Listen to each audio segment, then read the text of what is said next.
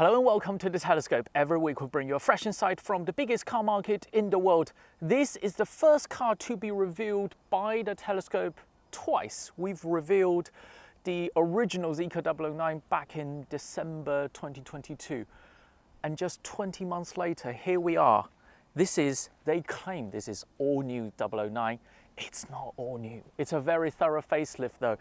The electric motor, the battery, the chips driving the screens themselves, and every single seat in the car has been changed. We've brought you reviews of the holy trinity of Chinese pure electric MPVs. That is this car, XPeng X9 and the Li Auto Mega. And in that video, I said this, the pre-facelifted Zeekr 009 feels the most expensive out of those three.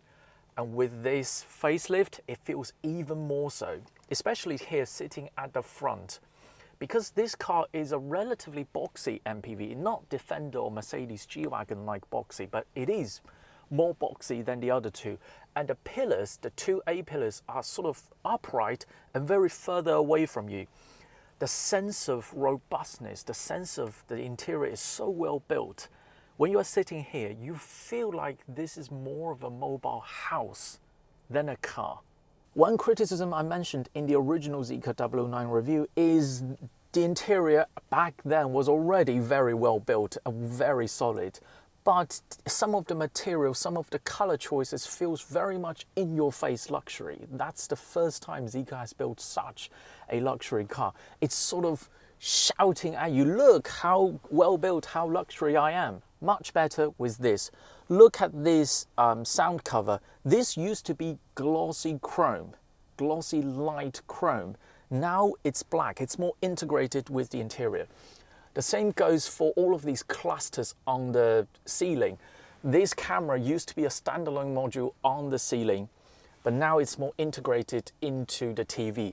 Now you have ambient soft lighting, and overall the colors are more in line with each other, and the material choices are more reserved. Exactly what we asked for. You can use the camera here when you're working for web conferencing. When you're not working, when you want to rest, you can close the physical privacy shutter here. You can pull down the side sun blinder, close the top sun blinder, and then put this seat into its most comfortable position. The footrest is dropping, the seat is moving back, my leg support should be coming up. Yes. I'm 5'11", and now the leg support is moving towards my lower leg. Now, this is luxury in 2024. This is quite impressive, but let me put this back. It's quite fussy, and this is one of its drawbacks. I'll come on to this. There's still room for improvement. First of all, this sun blinder, I like sun blinders, but this manual sun blinder is kind of difficult to use. It would be better if this is electric. Same goes with this top sun blinder. If this sort of ultimate resting mode can be a one-click button, it will be even better. This used to be a 15.6-inch screen. Now it's 17-inch, and it's now OLED instead of LCD, which improves massively on the sort of, when you're watching films with black bars on top and bottom of the screen, OLED doesn't have any gray areas. Those black bars are real black, no longer gray.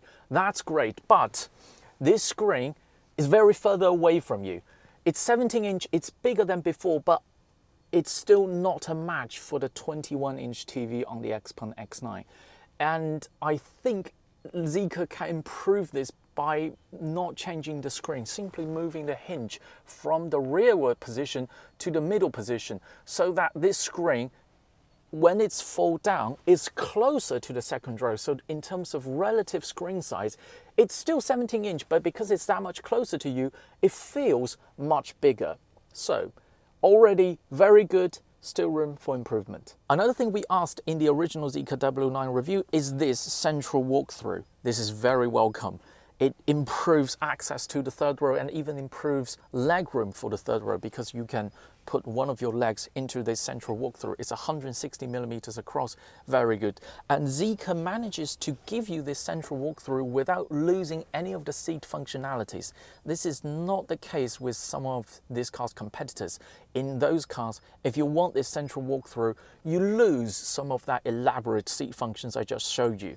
No one ever has asked for more power when it comes to a facelift of the Zeekr 009, but somehow it's got more power, and not just a tiny bit more, a lot more. The original Zeekr 009 has 544 horsepower, and I already said it's stupidly overpowered.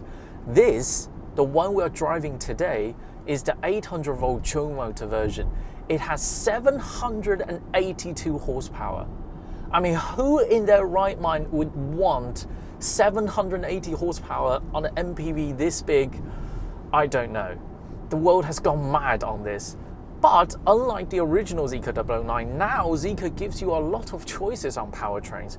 You can choose single motor, for example, and they still kept the 400 volt motor version. So you have many choices: 400 volt single motor, 400 volt dual motor, 800 volt single motor, 800 volt dual motor, and 2 different battery sizes. It's quite confusing, right? The pick of the range is definitely the 800 volt single motor version.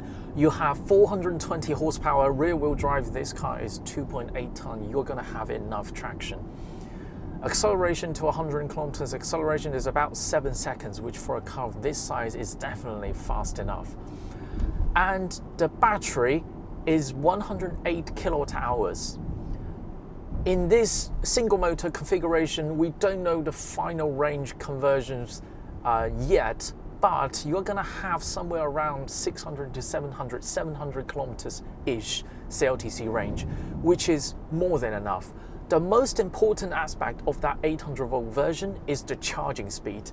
This car's peak charging speed is 520 kilowatts, from 10% to 80% on Zeekr's first party 500 kilowatts plus ultra fast DC charger is less than 11 minutes. 11 minutes from 10% to 80%.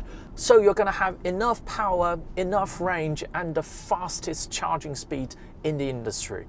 The second pick of the range is the 400 volt single motor with the 140 kilowatt hour battery. This combination is even slower, but it's still less than 9 seconds to 100 kilometers acceleration. The benefit is ultimate range. This combination is rated at 900 kilometers CLTC range.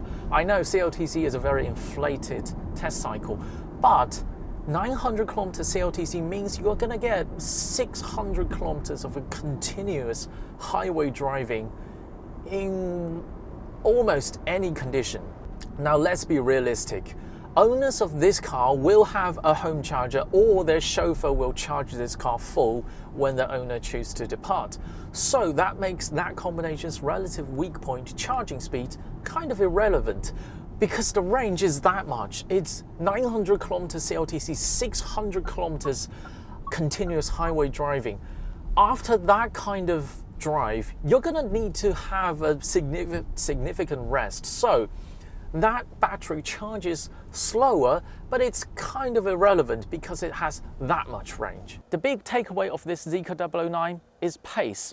Not the fact it has 780 horsepower and does 0 to 100 kilometers acceleration in 3.9 seconds. That's just crazy and absurd. But the pace of iteration. This is a heavy facelift within 20 months of its original launch. This car's sister car, the Volvo EM90, is only out on the market less than 6 months. And this has already gone through a very thorough facelift. As we've discussed, the motor, the battery, every seat, the chip, the screens have all been changed. No, this still doesn't match the Li Auto Mega in terms of the high-speed MVH, and the third row of this car still doesn't fold into the floor like the Xpeng X9. But the Zeekr 009 is more than fun just being itself. That sense of perceived luxury, that sense of perceived robustness you feel when you're sitting inside this car, it's more like a mobile house than a car. On this front, this is easily the best out of those three. The other two are not even close to this on this front. If you value that, and I completely understand if you're spending $500,000 RMB on a high-level executive MPV, this is the undisputed ultimate business MPV.